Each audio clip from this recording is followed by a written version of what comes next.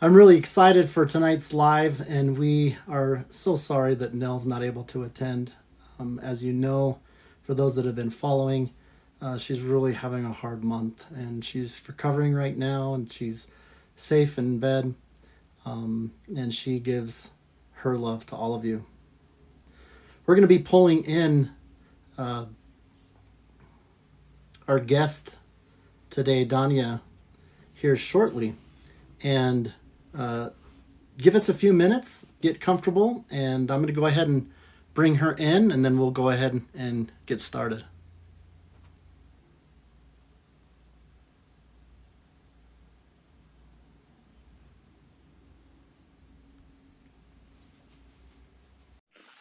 Hi, Hello.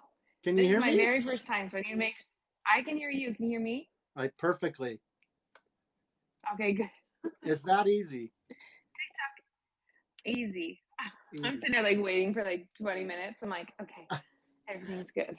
Well, whenever it's your I'm not first time, you nervous. don't know what to expect. Yeah, no worries. Well, Dania, I'm And gonna. I was scared to like go live like earlier in the week, and I'm like, what am I gonna say? Yeah. No, nothing to be afraid of. The people that we talk with, it's just kind of just a casual conversation. It's usually about like 90 minutes. And I'm just really thrilled. I want to before I start getting into the details and as people join, um, there's two videos that impressed me the most. I'm going to just turn my camera to my monitor here.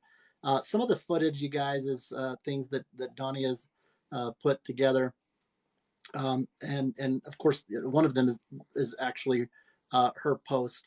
And there's two things that I wanted to kind of show. If you haven't been following her, I'll give you a little bit of history how we know each other. But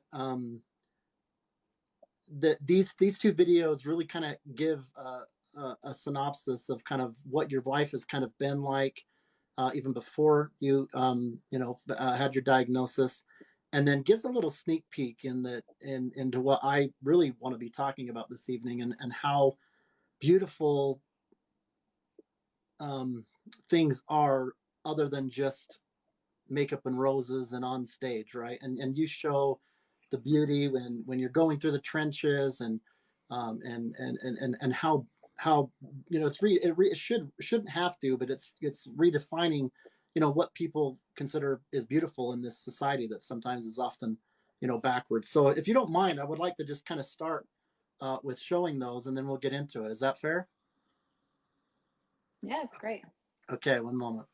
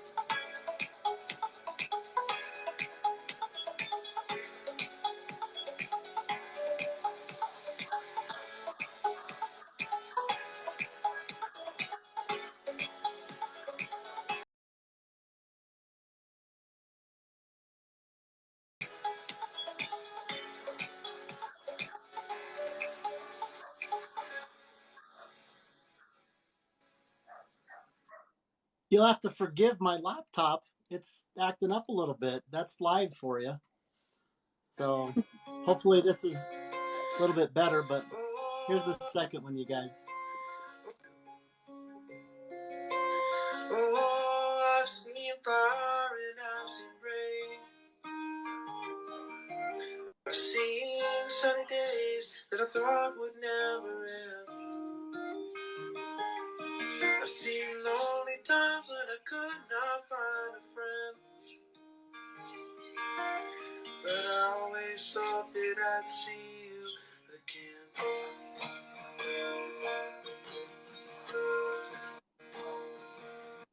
Won't you look down upon me, Jesus? You gotta help me make a stand.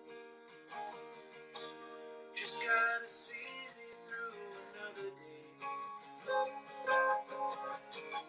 My body's aching and my time is at hand. I won't make it any other way.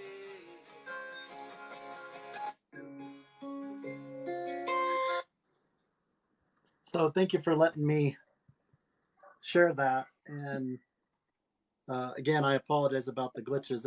I've got a really nice laptop, and that's the first time I'm seeing that. So I'll probably just have to reboot my computer. But as you guys can know, and if you're just getting to know Dania, you guys, those are just a couple of amazing videos that give a little bit of an introduction to what she's been going through. I want to also talk about how we know each other. So, I think it was a little over a year. I put in. I'm not into modeling or anything like that. I don't even know how I even submitted for it. I thought I was just interested, but I submitted. I saw something with UTA, and I'm like, what the heck? Let's see what that happens. And I actually got a call. She can kind of talk a little bit about what project she's involved with, but long story short, I got invited to be part of a marketing shoot that UTA here is a transportation company in Utah, and they were bringing on kind of just a diverse, group of people that were going to just have various shots that they'd be able to have and just kind of include in their marketing however they want it. And it's kind of fun because not only did we're able to gain friendship. I don't know if you know Lee Liston or Kristen Jensen, but we're good friends now. In fact, I've interviewed both of them, and UTA may not use anything other than what I have seen. My hand got the debut. I had my hand showing a phone. that's the size of it from what I've seen. So we'll see if anything more than that uh, is used. But do you want to say anything more about kind of what that project was, and what kind of led you to the selection of the people and what you was doing there? Yeah, so the client, so we worked with an advertising agency with UTA, and he was one of the best clients, and he's just like, I want a variety of people, and he wanted hundreds, like he wanted everybody to be there and kind of show like who would use UTA. And I remember, I think you were at the one of our southern locations for like one of the stations, and that's actually where I met Lee for the first time. That's the first time I'd ever worked with him, and um and I just was able to like pick and choose people. I'm like, oh, we need somebody that looks like this and somebody like looks like this. Put them all together. We had, I don't know if you saw the bride. We had a bride Yeah, at yeah. a bus stop. Like the client just wanted everything and anything. Yeah, and you were holding. They have an app, so we needed somebody to hold the phone. They love tattoos, and I think I remember you having one. I was like, yes. I'm like, Oh yeah, I yeah. did There we that. go. Mm-hmm. Yep. I'm like, and so yeah, so I was one of the co-producers on that, and we just kind of scheduled all around Utah, just different public transportation areas, and threw Yeah. in people that wanted to be. It actually, so it was a photo shoot, but it was actually turned into a lot of commercials. So they used the stills that our photographer took and turned them Oh, into commercials. okay. Mm-hmm. Yeah, very So cool. Yeah. I see Who them knows? I mean, during jazz games. It's fun. yeah. Yeah. No, that was kind You of never know fun. when you're going to see your face. yeah, you never know. It was so fun to do that, and the people that we met and things. So, you know, if I hadn't thanked you properly, thanks for letting me be a part of that, and even more so, just the friendships that we gain with just something as fun as that. So. No, thank you. Thank you for being there. Mine was easy. And yeah, no, and some of just so that you guys are aware, and but to get to know her a little bit before we get into kind of the condition and some things that she's been recently, going through. Um, she's has been and been a model, dancer. She was Miss Lehigh in 2013. She competed or was a competitor. I think that was around the time of COVID. So I don't know if you ended up competing at Miss America or what happened there. So it was actually Yeah, back in 2014. I 14. did pageants, paid for my college education. I'd recommend it anybody. Yeah, Um, yeah. yeah, so I competed at Miss Utah, which was really There fun, you and go. got Yeah, scholarship money there as well. and she's worked with KSL News. She's graduated from BYU, reporter, editor. She was the host, and that's where a lot of the footage that you've seen is the Comcast Out of Mhm. West host. And then of course we've talked about the UTA marketing uh, model. How did after give us just a little bit of uh, a summary. And the reason why I want to talk about those things that you were involved with um, is it creates such a powerful contrast with how what's happened to you or what's happening in the pain community as the community grows, the following grows. We've got people that we can interview weekly into the first part of 2025. So we've already got their names that are, and we Nell just barely created our logo, and we're all set up to now receive donations. And so it's just exciting. Being on Good Things Utah was a part of it, but we're just getting started. And of course, one of the beauties of that is that we're a nonprofit that's largely going to be going at the pace of a Spoonie. It's not like, I mean, I can go and, you know, do an interview every day if I needed to, aside from my other job and different things like that. But the fact that, we're going about it in a way where Nell literally is leading and we're consulting with her, really, I think has a spirit behind it. And she is so sorry that she wasn't able to be here. She loves you. You'll probably be able to meet her one day. And so she just, yeah, she really hates it when she's not able to join, even if she's not up to. Sometimes we've done lives where she's been in bed and I've been by her, or sometimes she'll even just join and chat. Um, Real quick, this month's probably been one of the darkest months of her life. In time, I think that she'll maybe share some details more with the public, and at least with what we've shared. I don't know if you've seen the video out on YouTube, but she has at least been comfortable enough to share that she has been suicidal. And some of the things that we've experienced, even just in recent days, have just been very sobering, very sobering. And she's really a miracle that she's alive. So uh, it those kinds of things really hit home, even if you might not consider yourself suicidal, whether it's laying in bed when you're in the middle of chemotherapy, or whether it's my friend in Oregon that I think she even joined. Andy, I think I see you on here.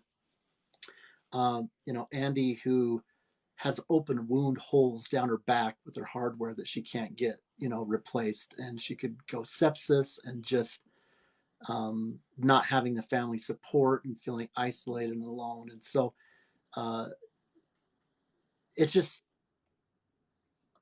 you want to just fix it, right? I mean, how people can get in that state, and for people to choose to just stay here with us is the harder decision. Mm-hmm. And her brother died of cancer, and he's been, um, a huge influence in her life. And I'm not saying that people with cancer have it easier because they get the red carpet and everybody has that that tenderness to people that have cancer.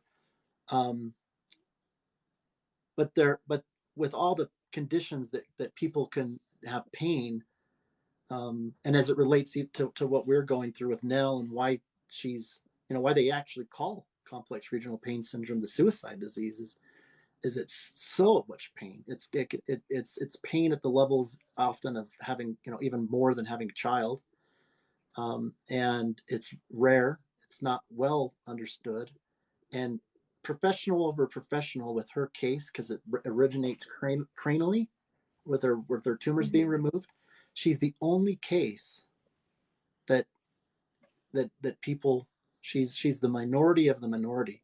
In fact, we have a couple of CRPS people that are interviewing in July and August, and they have different parts of it, right? It affects your limbs and different things.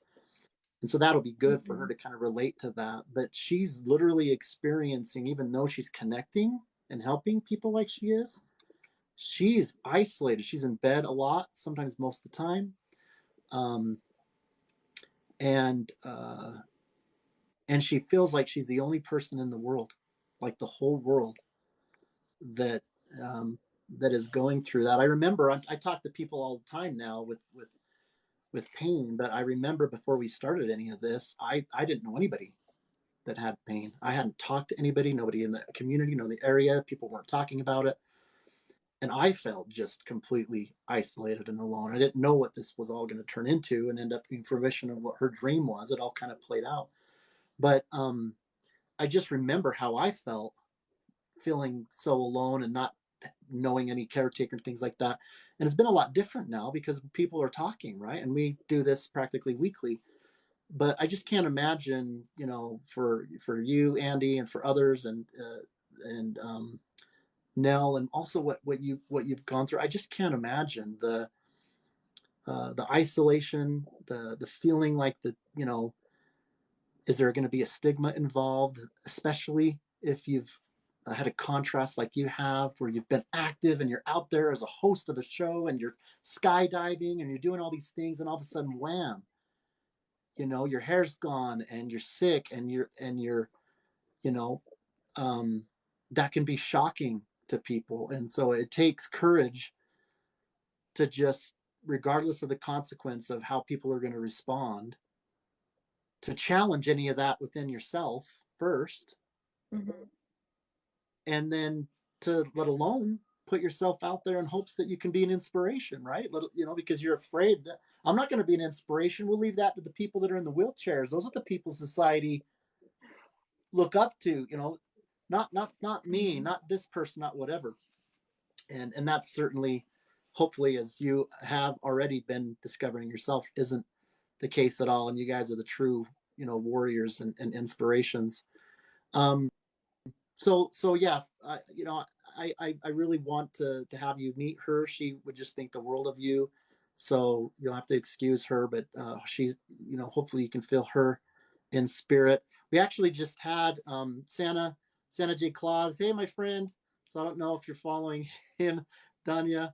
But Santa J Claus is the basically the Santa Claus. He's got a lot of following and was on the video of Megan Trainor. If you haven't watched that video, go and watch that. And Mm-hmm. they actually recruited him to do the Santa. I believe in Santa. So go check that out. And of course, if you're not already following people that are watching that, Santa's been gracious enough among all the fans out there to be my friend here on TikTok. And he actually joined our live when we turned TikTok purple about a year ago and actually spoke. So thanks for popping in here, my friend. We've got Dania here. And real quick, we met. She recruited my ugly mug for kind of a modeling kind of marketing shop for UTA. Uh, and that was just a blast. And we became some friends. And since then, boy, her life took a turn. And we're about to get into that and hear from you. So hopefully that's kind of a sufficient introduction. And I just want to turn the time over to you. And as you're talking about your story, um, you know, stage 2 Hodgkins lymphoma is a blood cancer, curable cancer. A lot of people don't understand kind of the difference between that and maybe some other kinds of cancer and why that's so maybe treatable than others. Chemotherapy, of course, that you've gone through publicly. Neutropenic fever, sepsis, hypokalemia, and pancytopenia.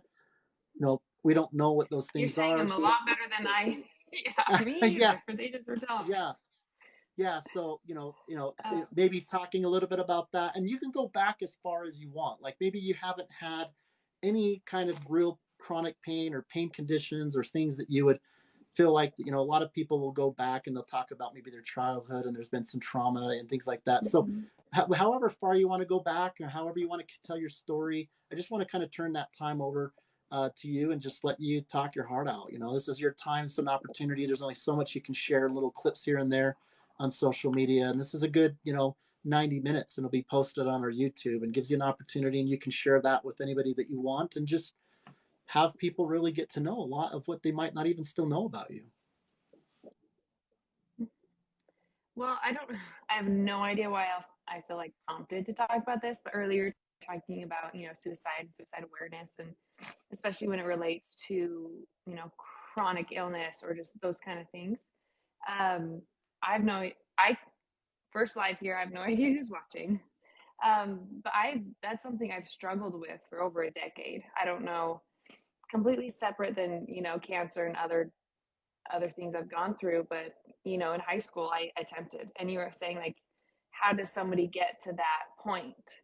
And Yeah. and I think that moment in my life has changed how I see the world, how I see other people, my empathy towards people, because you don't see it. It's not something that a bald head or a missing leg or a wheelchair really shows you. So ever since then, I just really have this like love for just anybody and everybody, because you have no idea what people are going through. Yeah. Um, and it's been interesting taking, that experience, and honestly, for me, it's never gone away. It's never like, oh, I'm Better feel good now. about life. It's just Yeah. something I've always just carried it. Um, and, and then now going into cancer. So I don't know, I'll just dive right into like my cancer story. It could be quick or long. Um, so man, 2020, I started getting some weird symptoms. I just kind of mentioned to my doctor, just like, oh, stomach pain, or this and that. I do CTs, nothing comes from it. Just spending a lot of money in medical bills. And then it got to the point where I got COVID in 2020, like the can't taste, can't smell, all Mm-hmm. that kind of stuff. And it hit me really hard. Like I had like the 10-day fever. I was like the poster child of what that was. And ever since then, I just had this itch. And it's really embarrassing to like talk about, because I'm like, I was so itchy. Yeah. And and in that video you shared with everybody, you kind of could see the physical repercussions of the itching, but it was Yeah. all internal. I was just itching, and I Wow. couldn't sleep, or I was just always. It's not embarrassing, but to me, I was just like, I felt crazy, just Yeah. Yeah. Like, continually what's itching, wrong with continually me? Like, hurting myself. feeling like Hmm. you're going crazy. Yeah, Like something. Yeah. yep. I tried different detergents, different food. We actually, during this time, we actually moved homes, and maybe it was environmental, but like came with me. So I was like, okay, it wasn't our old place. And then so I'm in my 20s. I was aging out of um, my parents' insurance, which is the best insurance, and having to get my own. And so I was like, I'm going to see every specialist I can, and just kind of figure this out. And everybody had an answer, or everybody didn't have an answer. It was always wrong. And so I saw every specialist I could, and it got to the point where just they couldn't help. So I just was going on, and then it just progressively gotten worse. The itching, and then I started getting like night sweats. It's so like, to me, I was just like mortified, and I was still Yeah. going to work every day, and work was a great distraction. And I'm super busy, so I work on usually commercial and film sets, and so I'm super busy, but I was always itching, or always. I'm going to show you my nails. They're super cute also. But I always had to get rounded nails, because when I itch, it wouldn't cut myself, so I wouldn't be bleeding or that kind of stuff. That's why I Yeah. get a lot of bruises. Um, but to explain to somebody like how annoying that is, it's not like just allergies, like, oh, my allergies are acting up. It was taking over my mental life, like mentally and emotionally, and just um and then it got in July. So my husband's a rodeo cowboy and he goes to rodeos, and I try to hit the ones that are pretty local. And I could go to a rodeo and just like sit in the stands or be around in the dirt and just lose it. So it got to the point where I was medicating myself, like someone had to babysit me. Yeah. I don't even know what drugs I was on at the time, and just there was no answers. I met with an oncologist in January of 21, and he's like, your blood is not making you itch. It's not making you itch. Go see somebody else. So I saw an allergist and an immunist, and I had like invisible hives. I had so many answers, and then I was just getting injected with anything and everything. Um, and then I'm trying to think of what happened next. I was filming a commercial in October in Denver, and I had to be there. I had two separate trips there for over 2 weeks, and I just got to the point where I just couldn't. I had to be around clients. I had to be around crew members, and I just would run to one of the rental cars and just lay there, put ice packs everywhere, and just be miserable. And couldn't I hide couldn't it, sleep anymore. right? Could Harder to I did hide it. no. Yeah. Everybody said I did a good job hiding, so I was like, oh, that's good because I was losing it. And then so I get home next day, go into the office and just kind of turn in all the paperwork from this project, kind of trying to close it out. And they're like, you got to leave. Like, you're not looking good. I was like, thank you. Yeah. And Yeah. I never went. I never went back. I was so sick that I could not go back to the office. I had my mom and a really close family friend were like, "You're not going back. Like, we will pay you to not go to work. Like, you can't keep going like this." And at this time, we still had no idea what it was. And I'm an adult, and I'm one of those people, like, I can go to the doctor's office by myself, you know, be very clear with everything. But my mom's like, "I'm going with you," and I'm like, "Okay." Yeah. And she was very like very blunt with my primary doctor and was like, "No, you've got to fix this. Like, things have to change." And he's like, "Well, I think it's hallucinations." And I've always struggled with OCD pretty severely, and so they're like, "Maybe it's a tic or you're hallucinating it." And I'm like, "Okay, I'm I crazy." That's I okay. have I'm like, OCD. You're one company. I have OCD. I've had it for years. Yeah. and it's not. And the more I learn about my OCD and like throughout the past, long time, it's not like straight pencils, right? Or it's not this or that. It's very Yeah. specific to the person, or certain Yeah. things set you Oh off. yeah. Yeah. And There's a lot of so different yeah. symptoms. Yeah. And I have a lot of control issues. Like I love control. Parking lots are my nightmare. Like if I'm not driving, I'm like having a panic attack or like closing my eyes. And so this doctor was like, after he said, "Have you tried tanning? Like, maybe you should try tanning or get a spray tan." I'm like, "How is that going to help with my itching?" And so he suggested a place that is more mental health based. And I started ketamine drips, like, spent a few hours just in this dark room with ketamine drips. With an And IV. yep, with an IV. Yep. Every other But day I was in this dark. What was do that? you mind who do you mind asking who you went through? We Nell is doing ketamine on a monthly basis now with Restorative Health here in Mhm. Utah. Do you mind Okay. if I who are you able to go through? Yeah, Who are you able to totally. find? It's Serenity Health. So they're based Oh, in Lehigh. yeah, that's actually the second. That's the second most known that I found in my research. So anyway, they I've been in contact with them actually today because we were trying to see whether they do insurance. They don't cover insurance. They do. They seem pretty affordable and they got payment plan stuff, but restorative Okay. health is pretty reasonable as well. But anyway, those are if you're in Utah and ketamine is amazing. It is safe. Yeah. It helps with depression, with pain. So anyway, I just wanted Mhm. to didn't know that you were doing that, and it's something that's fairly new for people, and people aren't tapping Yeah. into it. Hopefully, insurances start covering it because it's a lot safer than sometimes a lot of different opiates and things like that. So anyway, go ahead. Yeah. And yeah, so to me, I was just like blown away that I was going to be taking this drug. Because I kind of Googled it and I'm like, oh, special, like, this is a street drug. Like, what is what am I about to like put it? I was at the point where I'd put anything in my system.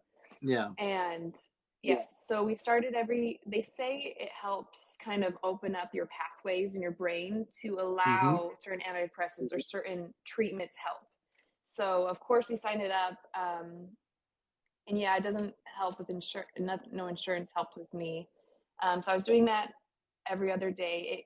It helped me with my itching just because it was such a good break because my brain, I was in this state of Yeah, it's either break because my brain, I was in this state of yeah, either it's a part. sleepiness or bliss. Yeah. Yeah, it's a part anesthetic, so it doesn't completely take you out, but it's a Yep. dissociative kind of a disconnection to where you're just kind of, in, you're not really connected quite with your body, but your soul's still, obviously in your body, and your mind still can go and things. Mm-hmm. It's not like it takes you on some kind of like drug trip, and Nell, and the way that she's described it, it's been pretty positive in terms of what Mm-hmm. it has the capability of doing, and it's not something to kind of spook people, right, in terms of voodoo of what you were going Mm-hmm. through. But yeah. Yeah, so I'll be honest, I was nervous at the beginning, and then once my first treatment, the itching didn't go away, but like I didn't itch because I was able to, my body, I don't know, my brain was just not thinking about itching. And then in parallel, I was also prescribed TMS. I wish I knew what this stood for, but it was like you put on this big chunky helmet and it kind of like brain zaps your head. Also, I was doing that every day because I don't have a computer, or like I'd lose my life if No, I yeah. Googled what it I might was. Google it while you're talking. Um,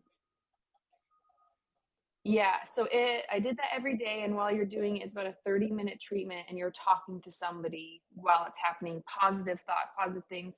And like I said, I've struggled with depression. I've struggled with suicidal thoughts. I've struggled with self-harm for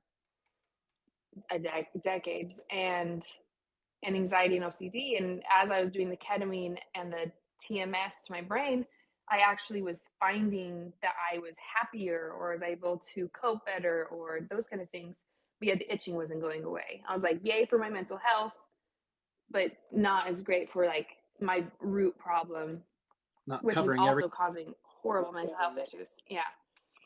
And I will say, so I work with a nonprofit addiction prevention foundation, and I have since 2013. I've been on the board, and so I have, addiction does run through families, and it does those kind of things. So I was very nervous, and I have siblings that like really struggle with addiction, and marijuana. Actually, they don't say it's addictive, but at the same time, you can get addicted to the habit or the high, and you can lose motivation. So I've seen siblings and other family members kind of fall into that, and I was so scared to try marijuana. And then I got to the point where my itching hurt so bad I couldn't relax, I couldn't sleep. So I actually received a medical marijuana card, Yeah. and I will like bear my testimony about how helpful it was for me.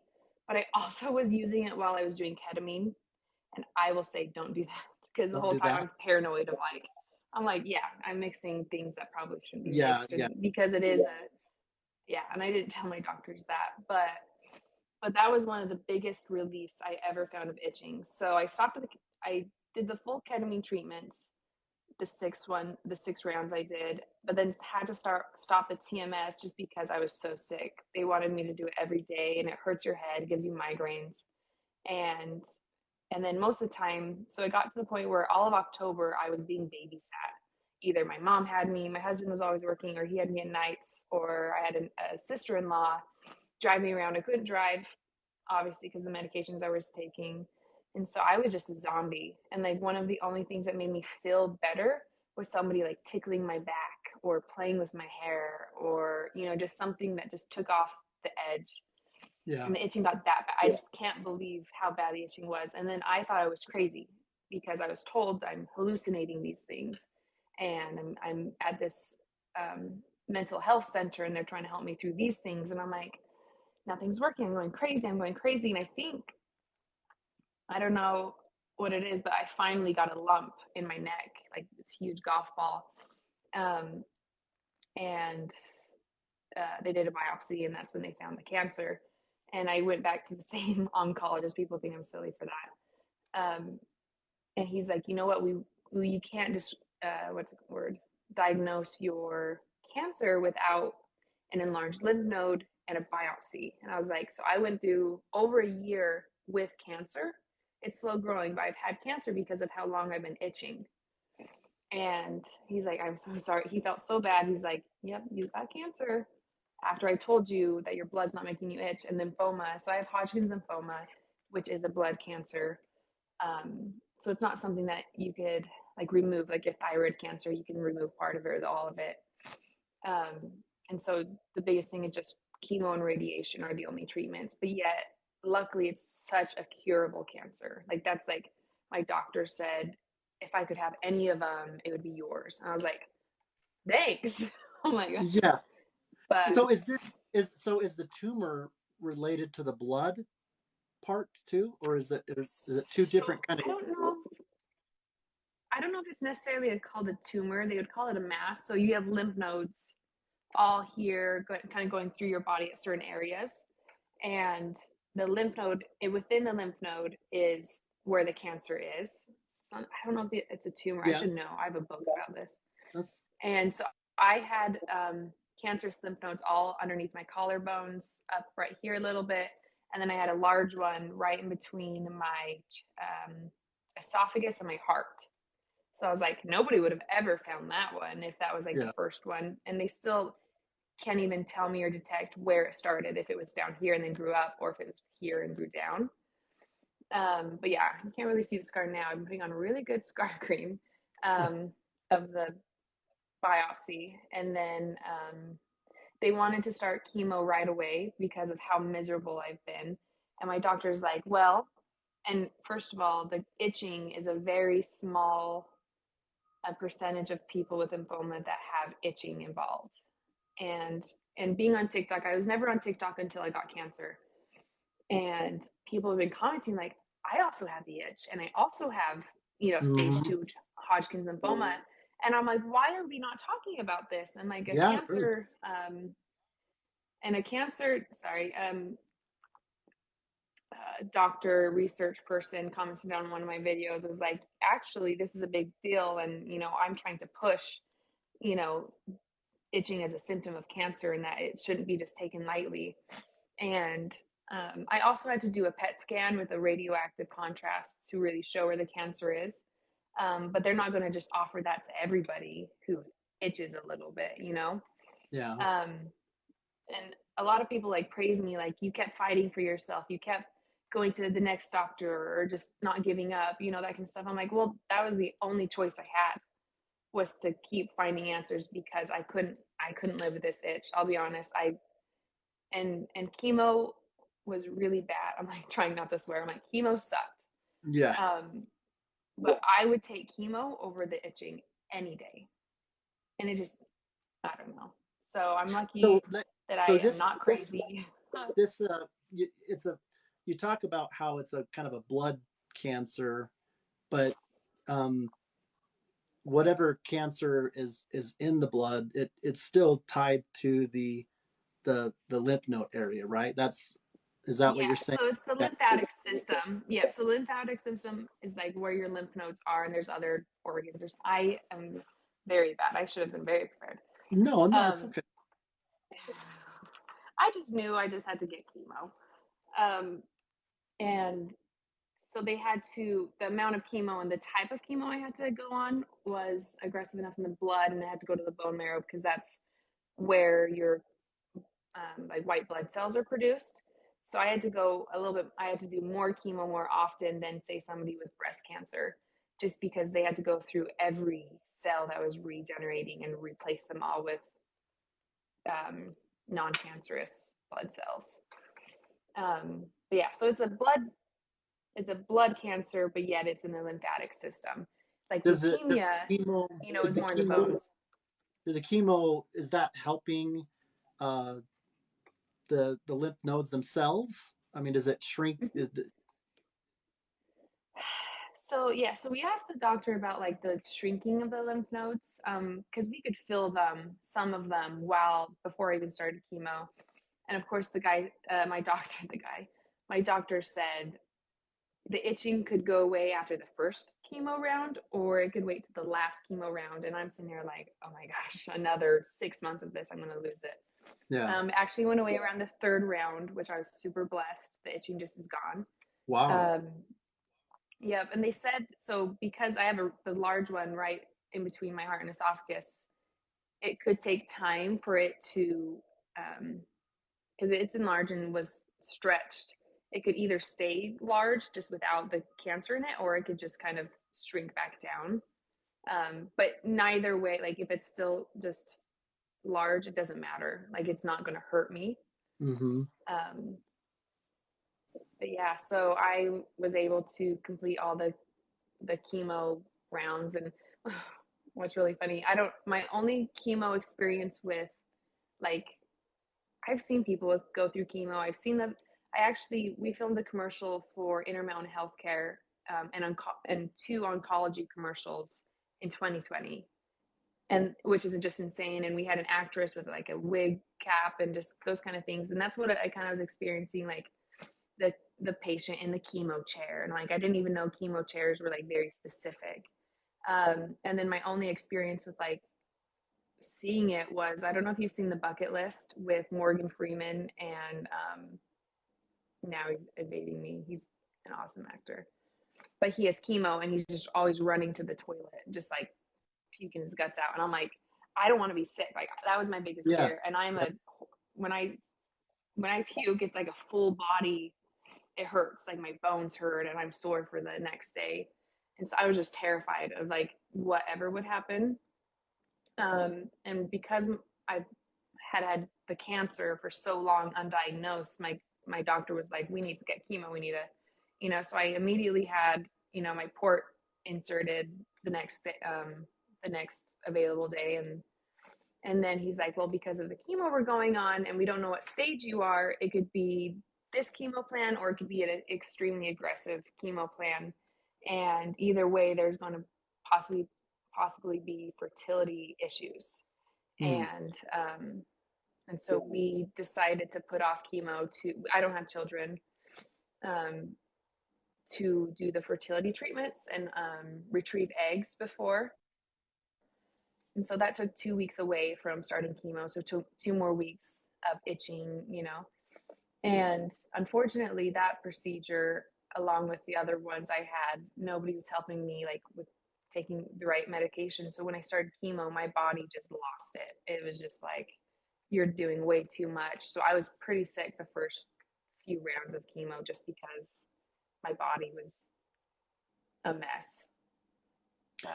And then yeah, go ahead. Take us through what it was like to go from someone who was involved with all of these things that your health allowed to just slam. I am sick as a dog with chemo and my hair is falling out. What was that like, not having a lot of time to transition into that and gain coping skills that people need when something turns into something chronic? What was that like?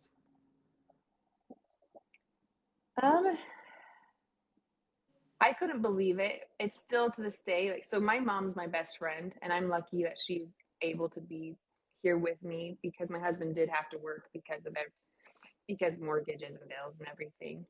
Um, we kind of still look at each other and go like, is this real? Like, is this really happening? Like, we couldn't believe it. And the only proof was either me being sick or me being bald. And I remember, man, so all of these specialists, all these doctors not being able to give me any answers. Some of them were very kind and very patient and really wanting to help. Some of them were just, would just pass me on to the next person. And it ended up being an Instacare doctor who had to give me the call and was like, hey, you need to do this different test. It's probably lymphoma. And I was like, what's lymphoma? I don't know what lymphoma was. You should have just said cancer. Yeah. And I was just like, everything's okay. It's never going to be. I've never every time I go to the doctors with some symptom, nobody has an answer to it. Like I never am sick. I'm always healthy. And so now having somebody say actually something's going on, that was really hard. And I was with my mom when I was on speakerphone when they said that, and I was going to an Can you hear eyelash me? appointment, and you can't cry. Can you Yeah, can can you you hear hear me? me? Yeah. Okay, my mother-in-law called. She doesn't know Did you I'm lose live, me? and that kind of caused a I can hear you now, but it caused a little bit of a disruption as I had to hang up the phone there. Can you back up just a little bit because I couldn't hear you for a sec. Yeah. So an Instacare doctor, after all of these specialists, was the one to call me and actually give me an answer to this itching. Um, and which is really, if it wasn't cancer and they still called me and was like, "Oh, it's probably cancer," that would have been really horrible.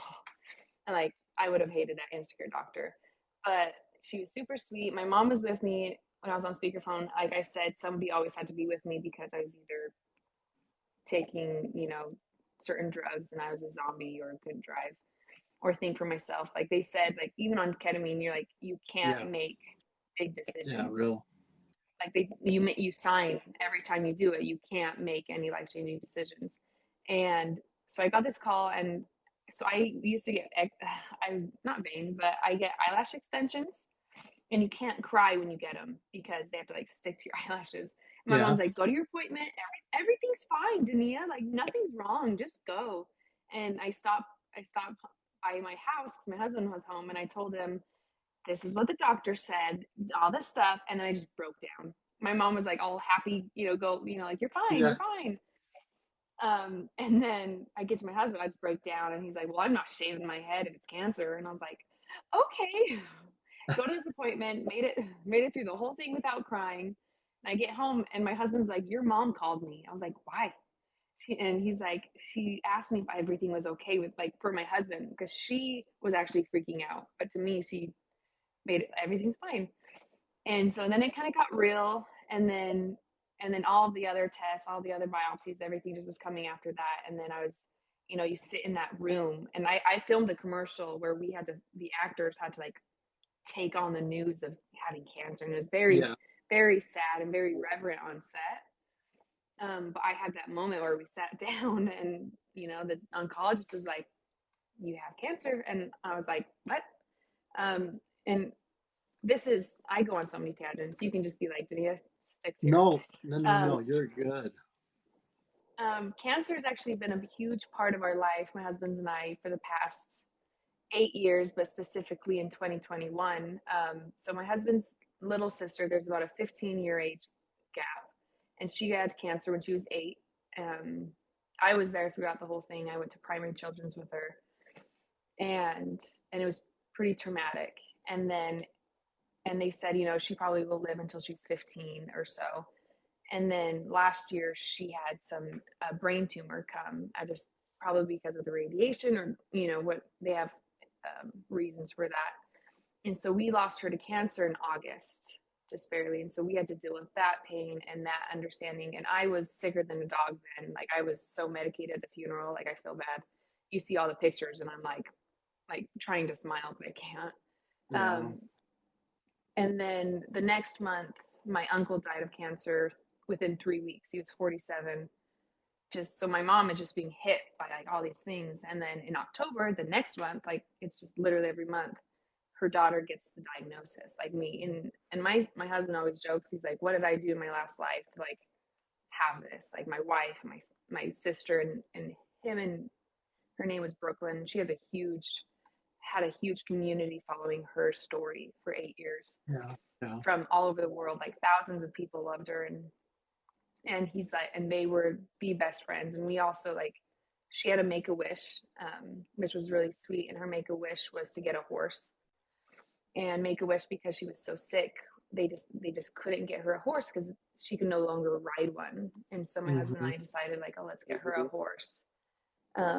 Even though she couldn't ride it. And the horse is in my backyard now, but it just has been really hard. But it was able for me to stomach cancer a little bit better when I was finally diagnosed. And I would even joke around with her. I was like, as a 15-year-old, I was like, if you lose your hair, I'll shave my head. And she was like, no way. And I was like, I'll do it. I love you so much. I'll do it. And I think we joke around about this, and she's probably in heaven, like, okay, let's see you go bald, like, you know. But that's one of the biggest strengths, is knowing that what she's gone through and how strong she was, that I'm able to do this whole thing. Um, but yeah, so just cancer just plagued us for the past while, going through chemo. We opted out for no radiation. That was the next step in my treatment because of the locations of where they'd have to do the radiation. The risk of lymphoma coming back was a lot safer and a lot curable than, say, breast cancer coming because of my radiation. You know, in 10 years, Oh, I could have a new cancer because of the make it worse. treatment. Make it worse. Yeah. And so we were like, and having cancer, they said, makes you even more likely to get cancer again. And I was like, that's not fair. I'm like, I've already had cancer. Like, give it to somebody else, which I would never wish that on anybody. I would Right. take cancer again and again. I'm the biggest empath. If somebody's meant like any pain, I feel it too personally, to the point where like I can't be around people or I'm just a mess. Nell's like that. But Really bad. Yeah, she. it's hard. Yeah. Oh yeah, just a sensitivity that you almost take it personal, right? Mm-hmm. Like, I mean, there's you're so connected, with them, and then in addition to that, we believe in the truth of kind of kindred spirits, right? Where there's just this just easy connection that can happen. So yeah, Mm-hmm. you take all of that, and sometimes it's just a burden that you feel like that you can't carry on your own. Yeah. Mm-hmm. So it's hard for me to, yeah. Like now when I listen to her stories and stuff, to me, I was just like, oh, the pain. Or, my pain in high school when I attempted suicide, I, in between, right when I graduated college, I had like a break. I took like a little break and I started subbing for high schools. So I'd go into high school and I'd see the pain that maybe a student has, or not even knowing what's going on at home, or this kind of stuff. And I felt it so much that I had to stop subbing. Like I love these kids so much. And my dad's a high school football teacher and coach, or football coach and high school teacher. And I'd go to games and like I'd look around and be like, oh my gosh, these kids are just, they're just being slammed with social media and like mental health. And to me, it just is, oh, it gets Overwhelmed. me every time. I don't even know their story. And they're not even like Yeah. sad. They're probably happy with friends, but I just know that people have pain because I've gone through pain. And so now with cancer, TikTok, funny, like everybody jokes about TikTok and everybody got it during COVID or that kind of stuff, has been one of the biggest outlets for me to be able to be like, you know what, everything's okay. I can do something. And I've made so many friends Oh, it's I've never amazing. met them in my life. It's amazing. And Yeah. I feel like they're my friends, and they'll make TikToks about their cancer or their treatments. And I True. will laugh so hard, but I will tell the joke to, somebody else that doesn't have cancer, and they'll be like, that's really dark. Like, that's not funny. And I'm like, no, like, I understand it. So TikTok has been great. And if people can see my own page after this, Hmm. I did a lot of dancing. I grew up dancing, as you said, and and during chemo, I just couldn't just sit there, and I could wallow during chemo. I could try to read books, I could do something, but honestly, dancing brought me joy. The very first time I stood up and I was like, hey, can I film myself? Like, this is so silly. The nurses were amazing. The nurses were like, yeah, do whatever you want. And then next thing you know, there are other patients in there, and I'd have to ask them, like, are you okay if I do this? And most of them were like, please, like this. And then by, I don't know, like my sixth or seventh round, people are like, that was the fastest infusion I've ever had in my life. Like watching you, I have had so many people join me dancing. And it's just, I don't know. I'm gonna get emotional. It's just so, it brings you together in this like really crappy time of everybody's life, and just really sad. And that room could be a really sad place. And we just were dancing to TikTok songs. And it was hard for me to explain to an 80-year-old that I'm like, okay, so I'm going to be doing this dance. It looks really silly, but it's a trend. Like, it's not my choreography. I'm going to be Yeah. doing some weird things. And he loved it. And he's like, no, this has been the best. And even I shared this on Instagram. I don't know if I shared it on TikTok. His name is David, and he was going through his very first chemo treatment. And I got up and I was like, I'm so sorry, but I'm gonna be dancing. He's like, I want to watch. He's like, this is great. And then I was like, you want to join? You want to do something? And he couldn't stand up. Yeah. He was really sick, and he did like this little heart thing at the end. And so I posted it on my Instagram, and I want to say like about 4 or 5 of his grandchildren and one of his son-in-laws found the video all separately. Everybody would comment and be like, "That's my grandpa," and I was like, Yeah. "How?" First of all, like, how did you see that? And then to the point where one of his granddaughters is an influencer, and she sent me like this care package that she does, and like I just bawled my eyes out. I'm like, I feel like I have a family now. Just, I've lost all my grandfathers have passed away, and I'm like, I now have a grandpa, and this is so fun. I've got these cousins, or I've never met them in person, but it just, the power of social media and the power of life, and like health, bad health in life, really brings people together, and it's really beautiful. But Oh, Dania, it's so true. Um, we've, just to name a couple, Andy from Andy's Journey, and I think you're even friends with Tia Stokes, right? She's a friend of ours. yeah, Tia, I tried so hard. I was like, Tia, I'm doing your dance, like, and she has some like adult dance classes, and I was always too Yeah, sick to make it, but I'm like, when my yeah, body feels better, hopefully next month I'll be there. But yeah. We went to one of her recitals, and um, we were actually preparing to have her interview here in her home, and she's agreed to do that. And we mm-hmm, need to still schedule that, but as we were doing that, she ended up getting COVID. For the second, so she became hospitalized, and then Nell started having hers. So we'll still have her over, and when we do, it'll be really nice because it'll be here in her home. But I mentioned, and those are just a couple. Of course, there's so many people, like you said, whether it's on TikTok or otherwise, through a dance or whatever. I love the reason why I love that is that it gives you an opportunity to connect universally with in a positive way.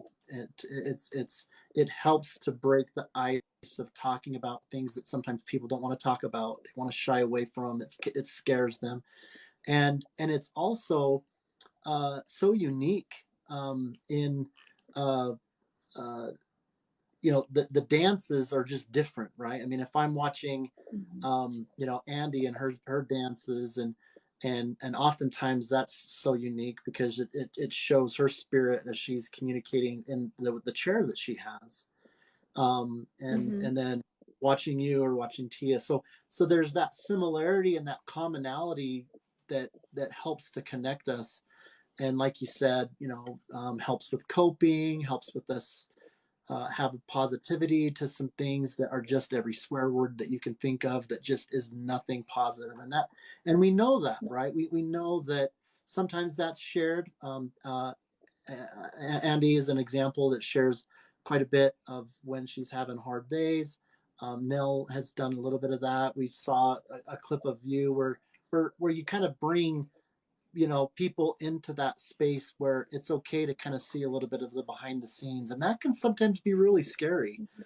But you're right, in the community, and the people in the community, they find each other very quickly.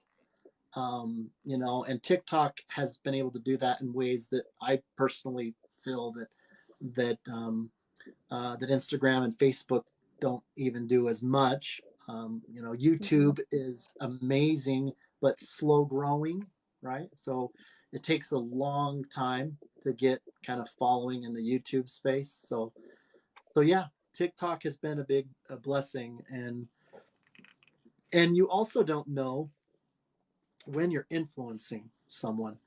Um, you know, Mm-hmm. just like you and other people that I talk to, we sit down, we have a conversation, and you know even though it's not like we hang out all the time or I just know everything about you already feel like that you're friends because you're not always liking or commenting everything that's in front of you, right, when you're following them, but you are still connected, right? It's not like this is just some stranger. And so you don't know what people are going through and how you're influencing them, and how much they actually know about you, to where if you were to meet them in person, they'd be like, oh yeah, I've seen all your videos, or whatever, and I Mm-hmm. love you, whatever. And so keep it up, because yeah, absolutely, you're an example among others of how life can just go from feeling like that you're maybe on top of the world, or on the outside it looks like, oh, she probably didn't have a problem. What, she attempted suicide in high school? Come on, why would she? Her life is perfect, or this or whatever. And and um and so I think it helps to really change mindsets, and to have people be like, you can never just misjudge that. There, Mm-hmm. everybody, no matter whether it's a celebrity, whether it's this or there's that, it doesn't matter. They have got something going on, and the more that we share Everybody that with does. each other, absolutely, absolutely. And so, Mm-hmm. yeah, I just can't imagine what it's like. I know that one of the things that I can relate with that is, um, even though Nell was having her tumors removed from behind her eye, she would largely kind of heal from it.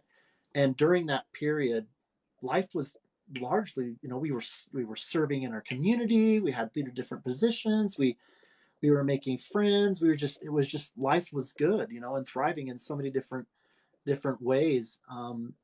And so even though there was that hardship, and there was that pain, and the chronic pain that was happening, things just really changed when we started going through the things that ultimately led for us learning what she was having with the CRPS. And so to go from that, where she was able to also like just be a stay-at-home mom with the kids, or our kid, our youngest is 19 now, um our oldest is 26, so we've raised our kids. We have a daughter now.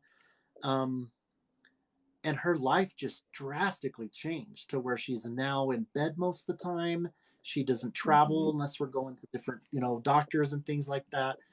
um and so there's grief that can come from that, because you know when you mentioned some people that have cancer that have been in your family and things, and nobody wishes that the outcome be that someone pass. But the the interesting truth that oftentimes people have, I think, an uncomfortable time talking about, is that in some ways, those that pass have it better. In some ways, they are at peace. They are Mm-hmm. out of pain. They are still helping us. But for those that have to still deal with it chronically, and it doesn't go away, and you don't have answers, and there's the risk of it coming back, Nell may get the tumor to come back for a fourth time. And if it's cancerous, she might have this whole thing gutted out. I mean, just having that, and I can only imagine what, you might be feeling, even just being a little bit out of what you have, in terms of, what does my next 5 years look like? Is that going to be part of my story again? And so Mm-hmm. there's someone that we're going to be um, interviewing, that had uh, her spouse pass away. And if you're not following her, her name is Emily Bingham, and her username on TikTok is at Emily underscore moves through, with THRU underscore grief.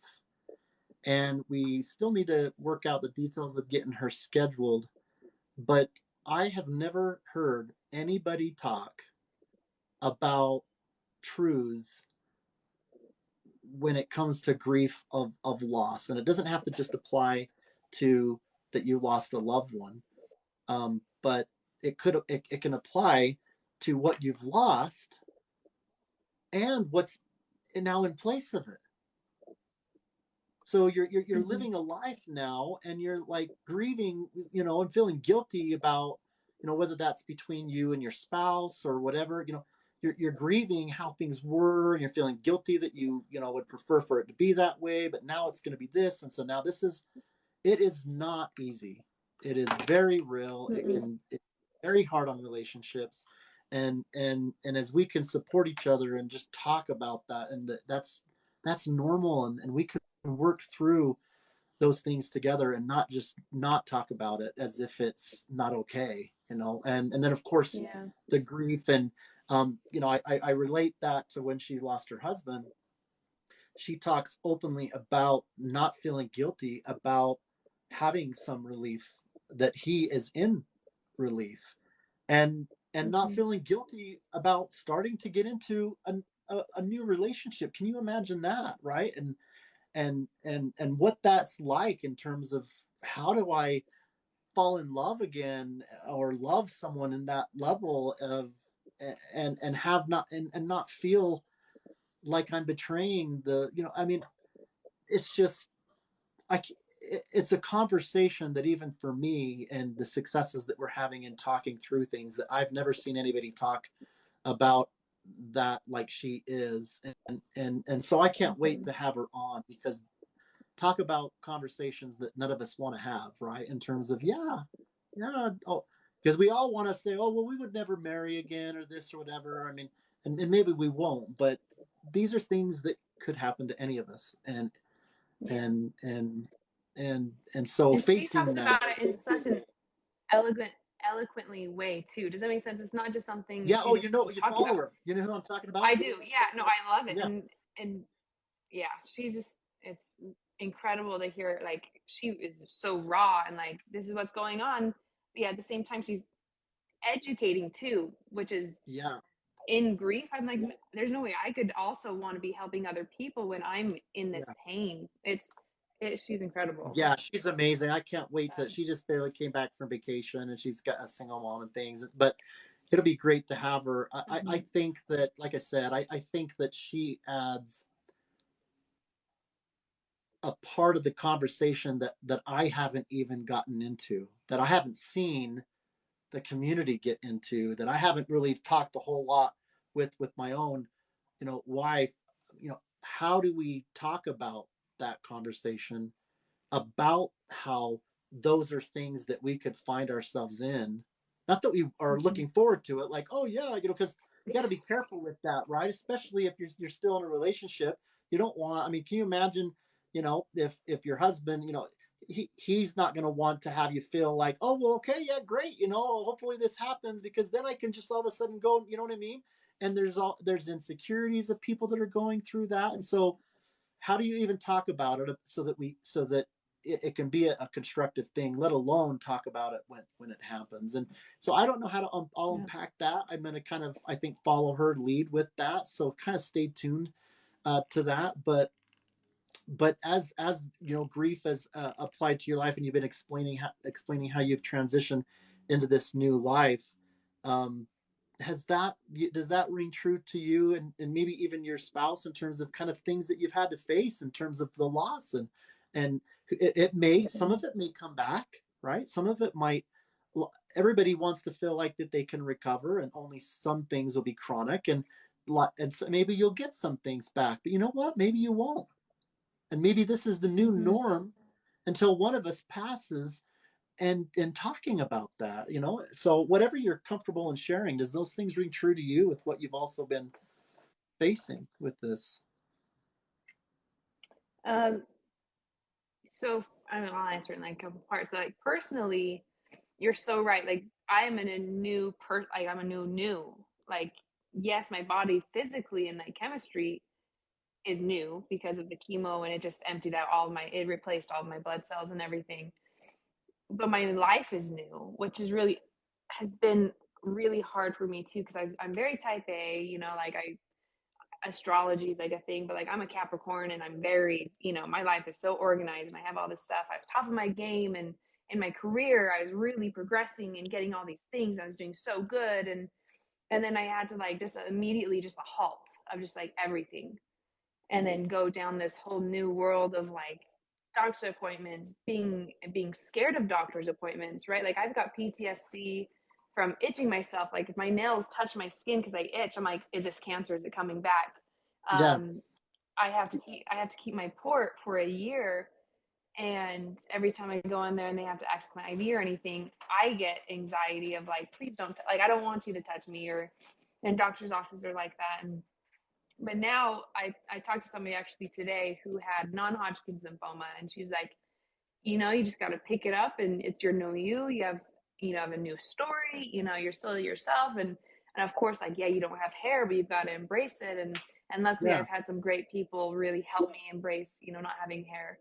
Um, so yeah, Yeah, so you I'm look now beautiful, by starting the my way. new life. Thank you. I've got like the duckling growing back, but yeah, No. I'm starting that new life.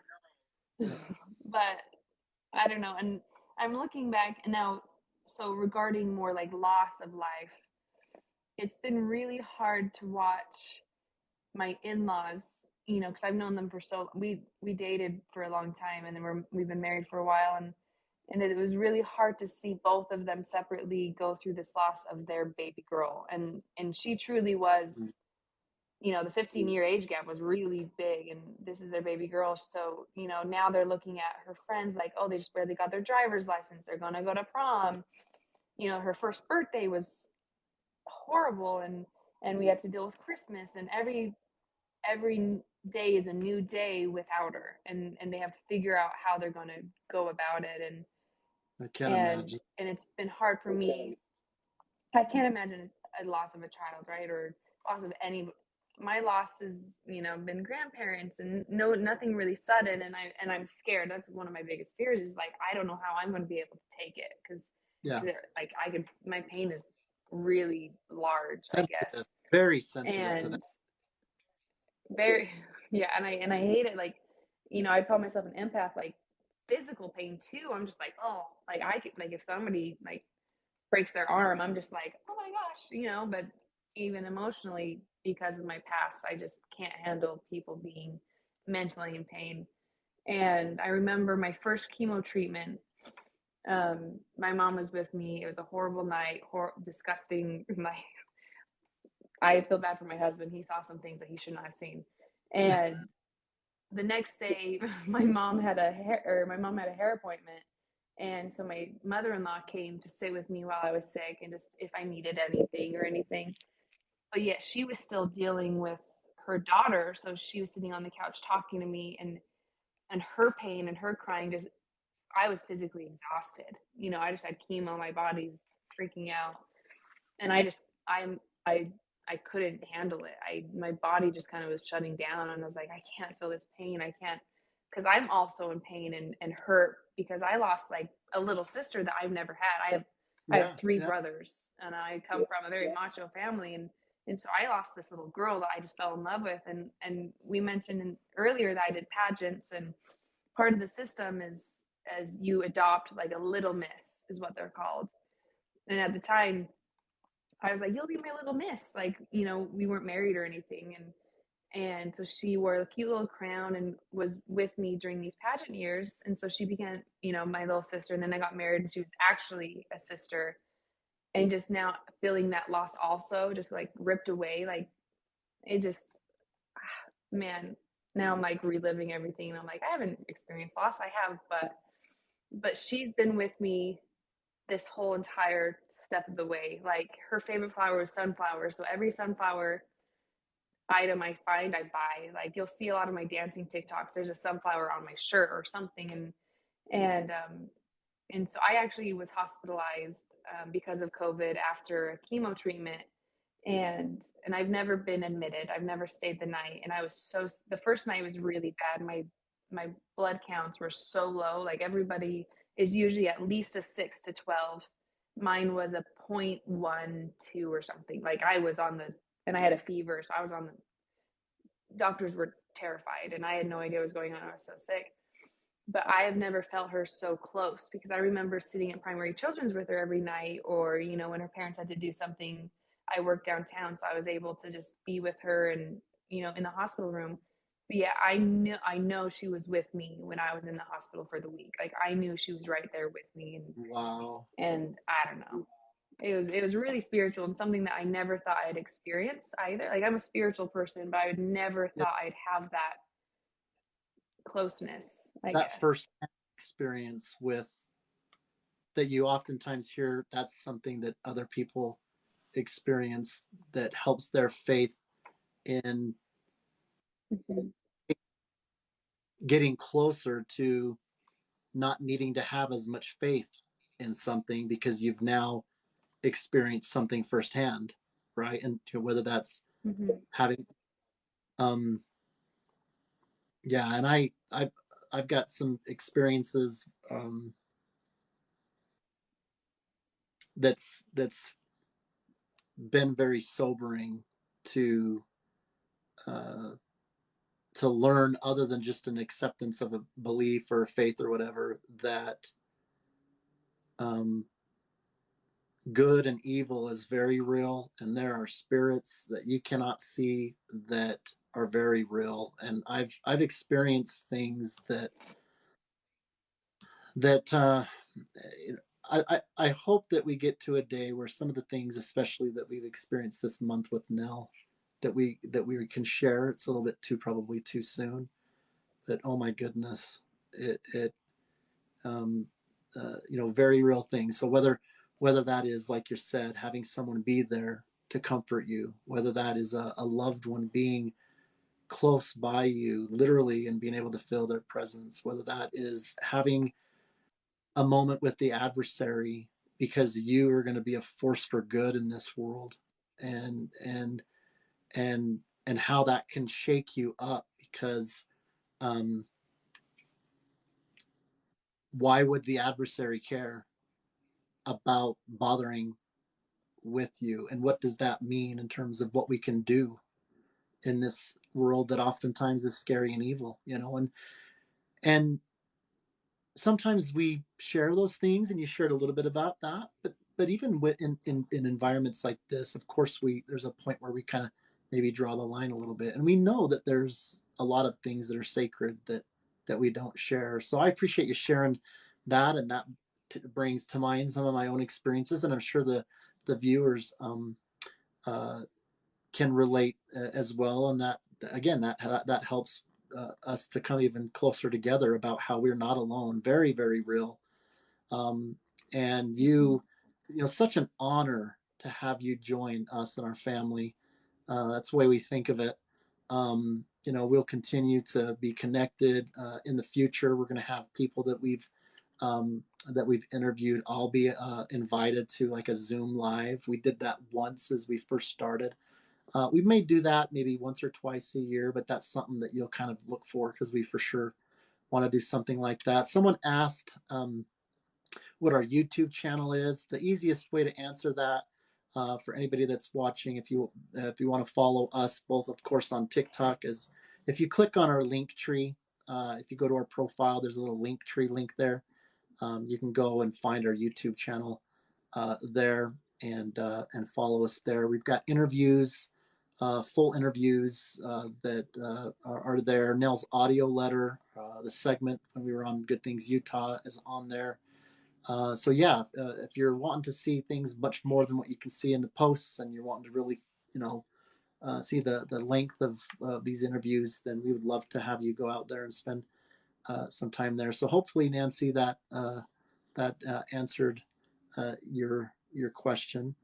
Um, what's the best way to follow you other than here on TikTok? How can people get a hold of you, Dania, or Dania? Um, Dania, I yeah, before you, Dania, Dania. before this whole before this whole experience, I probably posted on social media once a year out of obligation. I feel like I had to like say happy anniversary, husband, or happy birthday. Like I Yeah, just felt yeah, obligated, um, and like I also like self-image issues. Also, I strayed away from posting photos of me because I had hair. And so losing it almost gave me this freedom of like, you know what? This is who I am. This is what I look like. And it yeah, gave me yeah. the biggest confidence boost, which now I still cry. I'm like, oh my gosh, I don't have hair. I'm so embarrassed. Um, but no, it's so empowering. And so TikTok is where I post first for like TikTok funny videos. Not Mm-hmm. really talking about myself. I mainly post on Instagram, Okay. and my Instagram handle is the same as my TikTok, just my first and last name with a period in between. Um, and I'm going to dive in real quick. I know we're kind of wrapping. No, I've I've got had so many a people. good 20 minutes. Don't feel rushed at all. So I felt, man, a lot of people have reached out to me, people that I know personally really well, or people that I don't know as well, and they'll just say like, "You are changing my life," or "You were doing so good with your post," or like, "This post I needed today," and I never thought that. I thought it was all selfish for me to have an outlet or do yeah, something with my life yeah, and to not reach just out. dwell. Just Yeah, dwell, and they're like, "I hope you continue this," and I was like, I don't want to continue this. Like, my goal was to be posting all through my cancer journey. Once I ring that bell, once I'm cancer free, I'm done. I'm not going to post anymore. I'm not going to do this. I don't want that. But now that I've learned like how helpful it has been for me or for other people, it has given me this courage, I guess, to continue. And I don't know what I'm going to post because hopefully my cancer doesn't come back, but I want yeah, to be that person that everybody can either relate to or just have fun with. And so yeah, so I'm hoping to keep my social medias more up to date. I love friends, so please, reach out to me. I've tons of people message me that I've never met in my life. Hopefully they're not catfishing me, but like yeah, I'll chat with you guys. Like I love it, and it's good for me.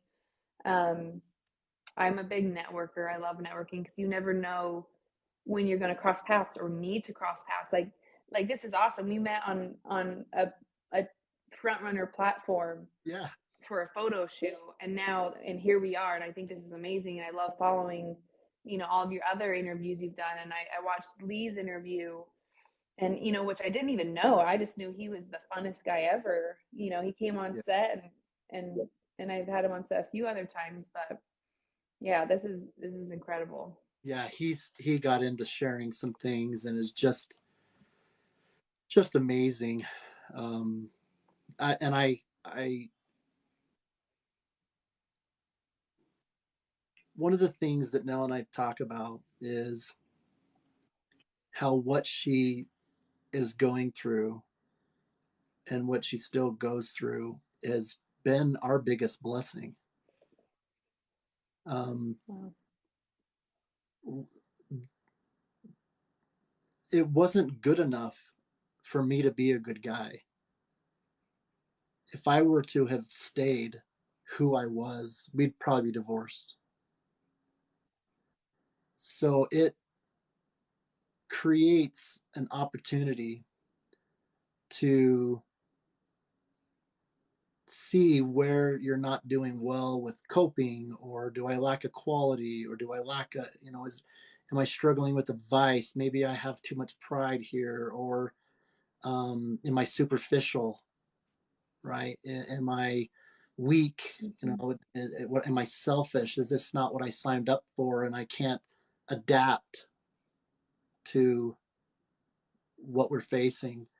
Um, it tests your love. It tests why you're in relationships with each other. It tests families. It tests um, friends. You lose friends. Some people that weren't your friends, they're gone. They weren't willing to stick around. Um, Mm-hmm. it's brought us closer together because um, it's created opportunities where we just have to be better. And had we not had those things happen, I don't think that um, yeah, that I would be anywhere near. Uh, and we when you couple that with um, years ago, the story doesn't have to be where. I mean, you're still young. I think you mentioned you were in your 20s. I'm 46. Mm-hmm. Um, uh, you know, when I met her, um, I remember talking to her about what I struggled with OCD and stuff like that, because I'm like, you're a catch. You're I used I I was a superficial, cocky guy going dancing all the time, and girls weren't a thing. I was like, okay, whatever. But she had looks, but she had so much depth and advancedness like in her. Like I didn't. I'm still discovering like it. It was such a contrast, but she's seen a lot, in me. And I remember thinking, I don't want, her to scare her away. So I just flat out, I've got this, da, da, da, da, like surprise. And she was like, and then the rest is history. But I, through the years, I've failed a lot. I have fallen short a lot. I have disappointed her a lot. I have hurt her a lot because I have not been all of what I should be and that she's deserving of. And I think that whether we, people can relate to that with, a spouse or a partner or friend, or, maybe you're a mother and you're feeling like that and you're thinking, oh my gosh, I was never prepared to have that happen to my child. And maybe my child, maybe I was a little bit too much in living through my child, and all of a sudden now that's happened, and now I'm grieving because, you know you're supposed to be this, and maybe I've even got some mindsets that need to be challenged that I'm now ashamed of, and I don't want to let people know that maybe I had some stigmas myself, and oh wow, I don't want to be thinking that way about my loved one. And so, you know what I mean? And so we can go on and on about all these kinds of things that you would think, as Nell calls it, she calls it something like the beautiful disruption, I think, right? In terms of what we think the perfect life should be. Um, we think that the blessings are, and they are a blessing to a large degree, but we think that the blessings, or can get caught up in thinking that the blessings are those moments like in your video where you're fly high as a kite and you're just you've got your health, you know what um and boy, that takes some time for me to see it like that. I did not. I've been angry. I have been depressed. I have been complaining. I've complained and had tantrums. um I've been immature to my reaction. Um, and I still have a long, way to go. But anyway, I say that, and I kind of relate that because, as I, I, even though you maybe have said that in a little bit different words, that's kind of what at least is coming across to me in your message and your energy, is the discovery of the beautiful truths that is indeed true. It's during those Mm-hmm. moments where we've got that opportunity, and the blessings that are going to be most longer lasting in terms of why life, what's going to really bring us joy, what's going to, versus the things that are fleeting. It's interesting because I don't think those things can be found or gained without us having to go through Mm-hmm. these.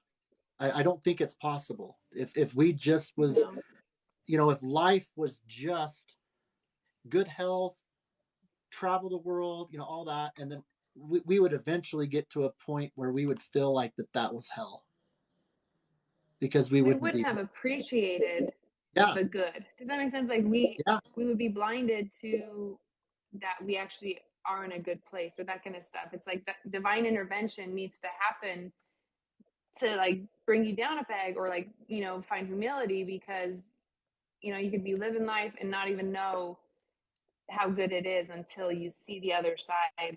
And, I'm pissed as hell as everything that's happened to me, but at the same time, I yeah, needed it to yeah, gain experiences, gain more empathy, discover within myself of what I really want in life, or even start the journey of loving myself. It just, you need those moments in your life, whether personally or even to show other people what's happening.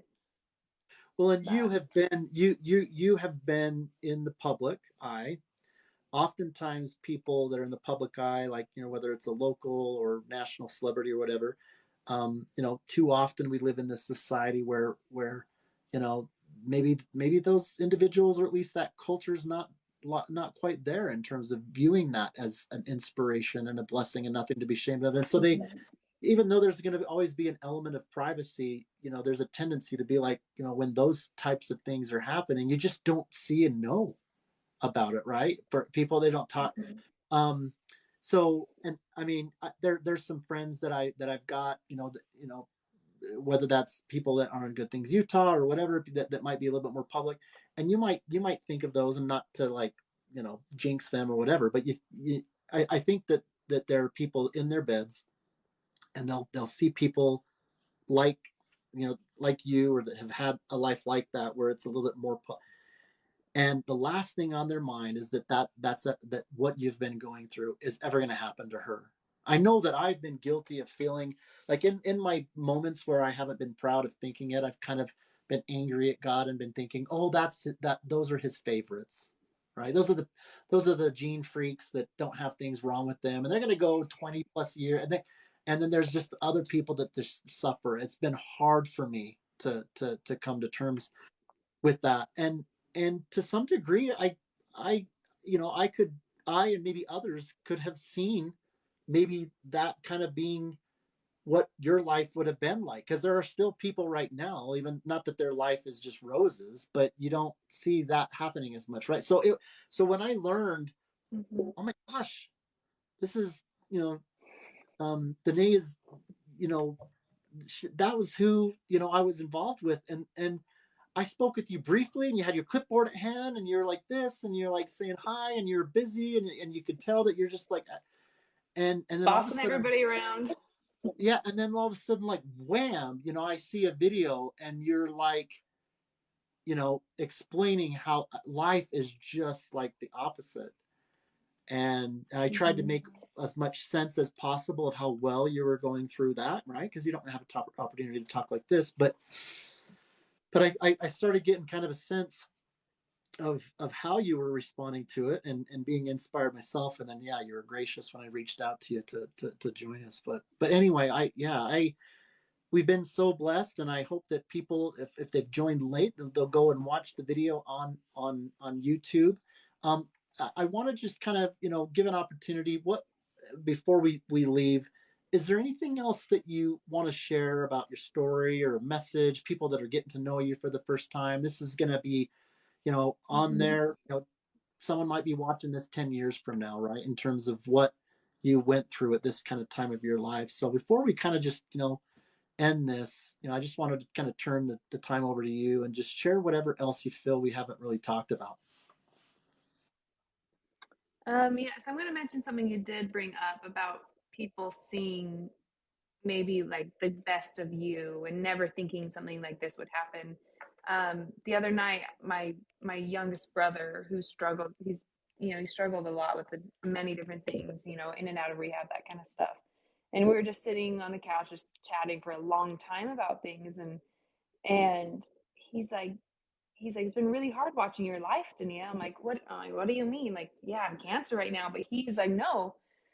He's like, you went through high school. You were, captain of the drill team. You did this. Like, just I'm not bragging about myself, but just Yeah, things that he brought yeah, up. He's like, you won this pageant on your very first time, and you graduated college so fast. And he's just looking at all these good things in my life, yeah, and he's like, you got married, you have this, your career, you travel all over the world. He's like, and he's like, you're so good. And I look at, and he's like, and I look at myself, and I'm like, I'm not there. And I was like, whoa, you're looking at me like you're looking at my Instagram grid. I'm like, that's you. And I'm like, my life, what I've been through, yeah, our parents, yeah, and like, and cancer finally kind of shook him enough to be like, things can happen to anybody. And I don't know, it was really hard for me to see his, not jealousy, but like his hurt that he didn't measure up. Does that make sense? And I'm like, yeah, as a sister, I was heartbroken. I was like, that's not what I wanted my siblings to think about me, or think that I'm on this pedestal or anything. um, I don't know. This experience has been very humbling, and it's not like I'm very proud, but it's it's I just want to be able to carry this throughout my entire life, and for most of my going through chemo and the treatments and the months of that, I wanted to forget everything. I'm like, I can't wait till this is over. I'm going to forget about it. I'm never going to post about it. I'm never going to talk about it. I never want to have a cancer ribbon on my car. I don't want people to know I had Yeah. cancer. Like, I just want Just, to I'm going to go back to the way shove it it was. in a, Okay, we got through it, but yep. I'm going to go back to and Mm-hmm. changes you for the better, I for don't good, want that right? anymore. It'll always be a part of you. Yeah, it's a part of me now, and I want to be able to tell people or relate to other people, and which is crazy because I hated it. I hated everything about it, and I was like, this is done. I don't want to talk about it. I didn't even want to tell people I had cancer, Yeah, but I yeah. felt the obligation and let people serve me, or they need to know because they also love me. But I'm so great, not grateful for cancer, but I'm so grateful for this experience to make me a stronger woman. And you shared that video at the beginning of this live of me crying. And so my favorite song of all time, my favorite artist is James Taylor. Reached out to a director friend of mine who's also a musician, and I was like, can you please just play my favorite song? Can you just, so he just was on his guitar playing my favorite song. And I learned when I cry, if I film myself, I like look at myself, I'm like, how silly am I crying? So I usually stop crying Yeah, because I can see yeah, it. But next thing I know, I got this folder on my phone of just me crying all the time. And I was like, you know what? I want to be real, and I want to show people that, like, yeah, I'm happy. I'm doing all these TikTok dances. I'm helping people. I'm smiling. I'm doing my makeup. I'm mm-hmm. embracing this. And so I just compiled this video of like, I'm a fraud. This is not Oh, fun. And I wanted to show people, and I authentic. hated, social media. I hated posting, and I wanted to be authentic. And Yeah, and I received within the like first day or two, like 1,800 comments of people like, you're not a fraud. Like, if you were happy every time, every step of this way, we would be worried. Like, you yeah, need to have this release. And and and that video, like, my mom hates the video, and my dad hates the video. Like, he can't even watch it. He's so emotional about it. But like, it was for me to remind myself that I'm human, and these things are here for a reason, and that I need to embrace and become stronger. And when I look back at these videos and look back at my old me, is that like, I went through this, I did this, and I can do anything else, hopefully in the future. Does that make sense? Because I know trials are going to come my entire life, but this is just one of those key moments where, you know what, I can be strong. So that's what I so loved about that video you shared, is just oh, it's so amazing. Now raw. I love watching this, and I, like I said, I hope that you've felt of her spirit, and in many ways you already know her with what you've been following. And Mm-hmm. I think that I want to say you're in Utah, right? Yeah, I think you live in Yeah, Utah. I'm in Utah. I would Yeah. love to meet her. Oh well, yeah, Yeah. we'll I meet. live in a log cabin in, Yeah, so we'll yeah. we'll we'll we'll we'll figure it out. We'll still be in touch, but yeah, we will have an opportunity to meet um again for sure. And I just want to thank you for being willing to do this. And If there's anything, just please let me know. Like, I will do anything. I will, let me know. I'm happy to help. This is really passionate, and what you guys are doing is amazing. oh, well, I appreciate it, and I'll make sure that Nell knows that as well. And but yeah, I'd love to do it again. We'll be in touch. Keep doing what you're doing, and for those that haven't been following her, again, you can find her at Dania .trap on Instagram.